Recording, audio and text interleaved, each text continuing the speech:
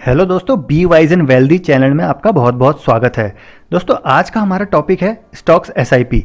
Stock में SIP कैसे करें। जी हाँ दोस्तों, सुनने में ये बहुत इजी लगता है कि हम एक स्टॉक सेलेक्ट करेंगे और अगले मंथ से उसमें एसआईपी स्टार्ट करना चालू कर देंगे। बट जब एग्जीक्यूशन का टाइम आता है तो यह बहुत ही टफ टास्क हो जाता है। तो दोस्तों, इसी टफ टास्क को आज हम सिंप्लीफाई करेंगे और डिटेल में इस वीडियो में समझेंगे कि कैसे हम स्ट्रेटजी बना सकते हैं स्टॉक एसआईपी के लिए और कैसे हम इन बेसिक्स को समझ के एसआईपी करना चालू कर सकते हैं और अपने गोल को अचीव कर सकते हैं। तो दोस्तों, देखते हैं इसमें आज हम क्या क्या टॉपिक डिस्कस करेंगे। तो दोस्तों, पहला है इसमें how to choose stock and business selection. दूसरा है सेक्टर स्ट्रेटजी क्या होनी चाहिए। तीसरा है हाउ टू क्रिएट पोर्टफोलियो और अलोकेशन स्ट्रेटजी। और चौथा है इसके एडवांटेजेस एंड डिसएडवांटेजेस। एंड दोस्तों, पांचवी स्लाइड में आपके लिए लेके आऊँगा एक बोनस स्लाइड, जिसमें आपको एक ऐसा डेटा, एक ऐसा नंबर दिखाऊंगा जिसको देख के आप हैरान हो जाएंगे और आपका स्टॉक एसआईपी करने का नज़रिया बदल जाएगा।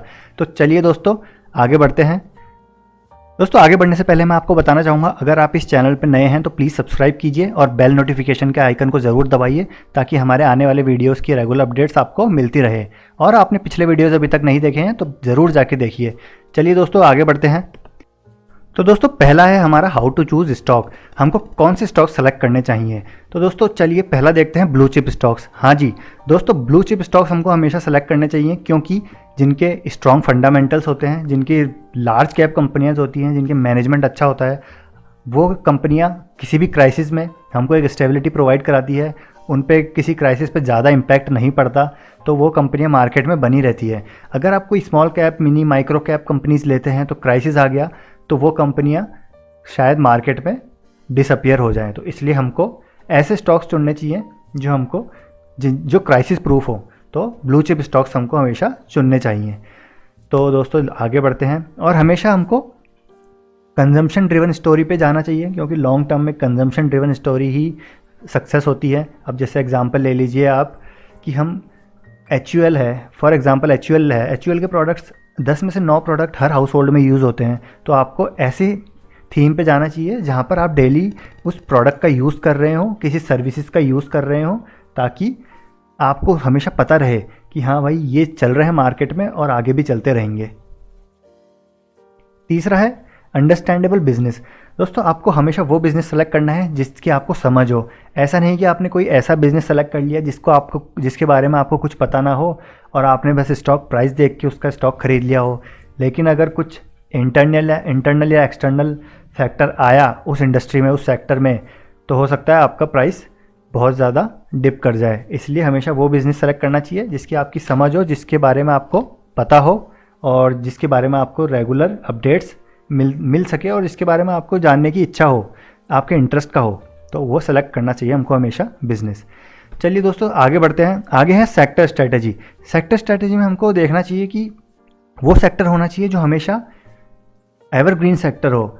वो सेक्टर देखना चाहिए जो पहले से चलते हुए आ रहे हैं। वो सेक्टर देखना चाहिए जो आगे भी चलते रहेंगे, उन पे कोई ज़्यादा दिक्कतों का सामना करना नहीं पड़ेगा उस सेक्टर को। तो हमको हमेशा वो सेक्टर चुनने चाहिए। और दूसरा है कंजम्पशन ड्रिवन सेक्टर। जैसा कि मैंने पिछली स्लाइड में बात किया, हमेशा हमको कंजम्पशन ड्रिवन स्टोरी पे ही लॉन्ग टर्म में जाना चाहिए क्योंकि वो हमारे डेली रूटीन, डेली लाइफ का पार्ट होते हैं। इसलिए हमको कंजम्पशन ड्रिवन स्टोरी पे जाना चाहिए। तीसरा है सेक्टर डाइवर्सिफिकेशन। अब ये इंपॉर्टेंट है। हमको कभी भी हम अगर सेक्टर डाइवर्सिफाई नहीं करेंगे तो हमारे लिए कितनी दिक्कतें हो सकती है। इसका एग्जाम्पल मैं आपको देता हूँ। जैसे मान लीजिए आपने पोर्टफोलियो में अपने 5 स्टॉक रखे, आप जिनमें एसआईपी स्टार्ट कर रहे हैं, और आपने सारे एक सेक्टर के उसमें पांचों, जैसे आपने मान लीजिए फार्मा सेक्टर के आपने 5 स्टॉक्स रख लिए। अब आपको पता है फार्मा सेक्टर पिछले कितने टाइम से दबाव में है, वो चला ही नहीं। तो अगर आपके 5 स्टॉक एक ही सेक्टर के होंगे तो आपके पूरा पोर्टफोलियो रेड में होगा, आपको लॉन्ग टर्म में वो नेगेटिव रिटर्न्स दिखाएगा। इसलिए सेक्टर डाइवर्सिफिकेशन करना बहुत ज़रूरी है। आगे बढ़ते हैं दोस्तों। हाउ टू क्रिएट पोर्टफोलियो और अलोकेशन स्ट्रेटजी। तो दोस्तों, हमको पोर्टफोलियो में कम से कम 8 से 10 स्टॉक रखने चाहिए। और वो क्यों रखने चाहिए? जैसा कि मैंने आपको पिछली स्लाइड में बताया कि हमें डाइवर्सिफाई करना चाहिए। अगर हम सेक्टर में डाइवर्सिफाई करेंगे तो ऑब्वियसली हमारे स्टॉक्स भी डाइवर्सिफाई होंगे। और डाइवर्सिफिकेशन हमें एक बैलेंस प्रोवाइड कराता है कि अगर मान लीजिए कोई 1-2 स्टॉक आपके जो हैं किसी सेक्टर को बिलोंग करते हैं तो वो नहीं चल रहे, तो आपको बाकी के जो 5-6 स्टॉक्स हैं आपके, वो आपको एक बैलेंस प्रोवाइड कराएंगे, वो आपके पोर्टफोलियो को एक बैलेंस प्रोवाइड कराएंगे, आपके पोर्टफोलियो को नेगेटिव में ना रख के एक पॉजिटिव साइड में रखेंगे। तो हमेशा हमारे पास स्टॉक्स रहने चाहिए इतने जो डाइवर्सिफाइड हों और जिनका सेक्टर एलोकेशन हो। चलिए दोस्तों, दूसरा है डाइवर्सिफिकेशन और स्टॉक परसेंटेज। डाइवर्सिफिकेशन का मैंने आपको बता ही दिया, स्टॉक परसेंटेज में बताता हूँ आपको। जैसे फॉर एग्जांपल आपके पोर्टफोलियो में 10 स्टॉक है और आपने 10 स्टॉक्स का डाइवर्स परसेंटेज एलोकेशन कर रखा है, तो आपको कितना करना चाहिए? ये आपको करना चाहिए मिनिमम 5 और मैक्सिमम 10, इससे ज़्यादा 10%, इससे ज़्यादा आपको नहीं करना चाहिए। क्योंकि फॉर एग्जांपल मान लीजिए आपने कोई स्टॉक है, जैसे फॉर एग्जांपल आपका एक स्टॉक है, वो 10% का आपने एलोकेशन कर रखा है और वो उसमें कुछ इंटरनल इश्यूज़ होते हैं, कुछ कॉर्पोरेट गवर्नेंस इश्यूज़ होते हैं और वो स्टॉक पूरा टूट जाता है, पूरा फॉल करता है, पूरा डिप करता है, तो आपके 10% का नुकसान होगा पूरे पोर्टफोलियो में। वहीं आप अगर स्टॉक परसेंटेज का एलोकेशन नहीं करते, उसको मान लीजिए आपने 30% का एक स्टॉक ले रखा है और उसमें कुछ ऐसे इश्यूज़ हो गए होते, तो आपका पूरा पोर्टफोलियो का 30% वो नेगेटिव चला जाता। तो इसलिए हमेशा हमको मिनिमम 5 और मैक्सिमम 10% का एक एलोकेशन करना चाहिए पर स्टॉक। ये हमारे लिए पोर्टफोलियो के लिए बहुत ज़रूरी है। दोस्तों नेक्स्ट बढ़ते हैं।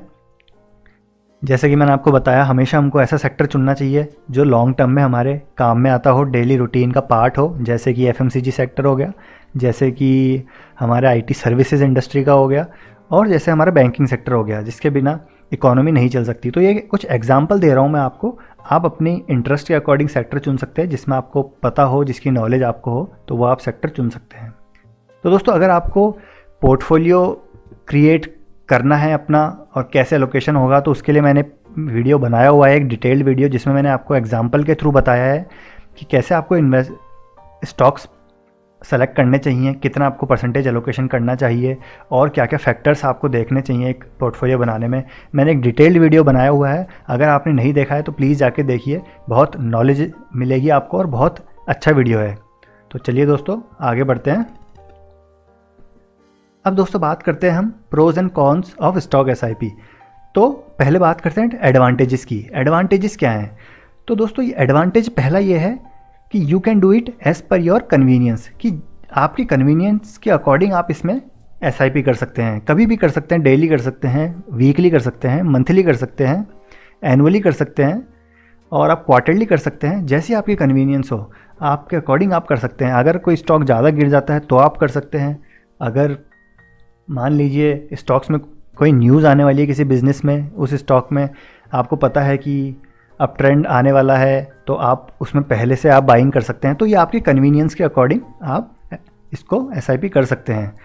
तो ये एक पहला एडवांटेज था। दूसरा करते हैं हम बात, in long term you can get more returns. Obviously अगर आप एक अच्छा सेक्टर चुनते हैं, अच्छा स्टॉक चुनते हैं, अच्छा बिजनेस चुनते हैं, तो आपको वो लॉन्ग टर्म में बहुत ज़्यादा रिटर्न कमा के दे सकता है। तीसरा है शेयर अप्रिसिएशन, और आप उसके साथ साथ अगर आप बिज़नेस ने अच्छा परफॉर्म किया, अच्छा उसने ग्रोथ दिखाई, तो हो सकता है वो आपको डिविडेंड्स दे और हो सकता है उसका बोनस भी, कंपनी आपको बोनस शेयर्स भी अलॉट कर दे, तो आपका पैसा अच्छा ग्रो होगा और अप्रिशिएट होगा। अब बात करते हैं दोस्तों डिसएडवांटेजेस की। तो डिसएडवांटेजेस क्या हैं? तो पहला डिसएडवांटेज है looking at your portfolio repeatedly can make you nervous. तो दोस्तों इसका सबसे बड़ा डिसएडवांटेज यही है कि आप डेली बेसिस पे अपने पोर्टफोलियो को चेक करेंगे, ट्रैक करेंगे, मॉनिटर करेंगे, तो वॉलेटिलिटी आप अगर देखेंगे तो आप नर्वस हो जाएंगे और नर्वस के चक्कर में आप क्या करेंगे, सेकंड पॉइंट यही हमारा शो करता है कि आप अपने डिसिप्लिन माइंड जो है उसका स्पेकुलेटिव माइंड हो जाएंगे। तो आप क्या करेंगे, आप जो एसआईपी आप हर मंथ की 5 तारीख को करते हैं, वो हो सकता है आप ना करें। आप मान लीजिए 5 तारीख को स्टॉक है जो काफ़ी गिर गया, तो आप सोचेंगे कि नहीं यार ये और गिर सकता है, तो मैं इसको कल ख़रीदूँगा, और कल आप जाएंगे तो मान लीजिए स्टॉक की ऐसा है और गिर गया, तो आप सोचते हैं नहीं और गिर सकता है, फिर और ख़रीदेंगे उसको बाद में अगले दिन। और हो सकता है अगर स्टॉक की मतलब अपर सर्किट लग गया, तो आप सोचेंगे यार अपर सर्किट लग गया, अभी बहुत ज़्यादा हाई प्राइस वैल्यूएशन होगी इसकी, तो आज नहीं खरीदेंगे। तो ये आपके डिसिप्लिन को बिगाड़ सकता है, तो ये इसका डिसएडवांटेज है। और तीसरा है इसमें volatility can make you sell your stocks. तो दोस्तों जैसा मैंने आपको सेकंड पॉइंट पे बताया अगर ज़्यादा वॉलेटिलिटी होगी, अगर आप सोचेंगे 10% का लॉस हो रहा है, 15% का लॉस हो रहा है, तो आप क्या करेंगे, अपने स्टॉक्स को सेल कर देंगे। तो ये आपका सबसे बड़ा डिसएडवांटेज है। तो आप जहाँ आपने लॉन्ग टर्म के लिए कोई स्टॉक में एसआईपी करना चालू किया था, तो अगर आप उसको डेली ट्रैक करेंगे, आप वॉलेटिलिटी देखेंगे, तो हो सकता है आप अपने सेल कर दें स्टॉक और उसको नेगेटिव रिटर्न में निकाल दें और आप लॉस बुक कर लें। तो ये दोस्तों इसके कुछ एडवांटेजेस और डिसएडवांटेजेस थे। और दोस्तों जैसे मैं बात कर रहा था, आपको शुरू में बताया था मैंने, एक आपके लिए बोनस स्लाइड लेके आऊँगा, इसमें आपको एक नंबर दिखाऊंगा। तो चलिए दोस्तों उस पर बढ़ते हैं जल्दी से। तो दोस्तों आप ये देखिए, ये है 3M इंडिया। इस कंपनी को तो आप जानते ही होंगे।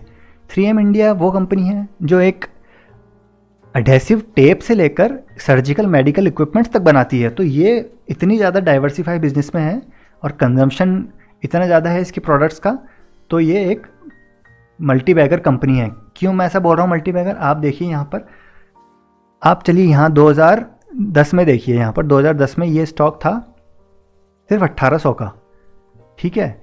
और ये आज की प्राइस, आज 28 अगस्त को देखिए कितना है, ये 20,000 का। और दोस्तों ये शायद मेरे ख्याल से 25-26 हज़ार तक इसने टच किया था।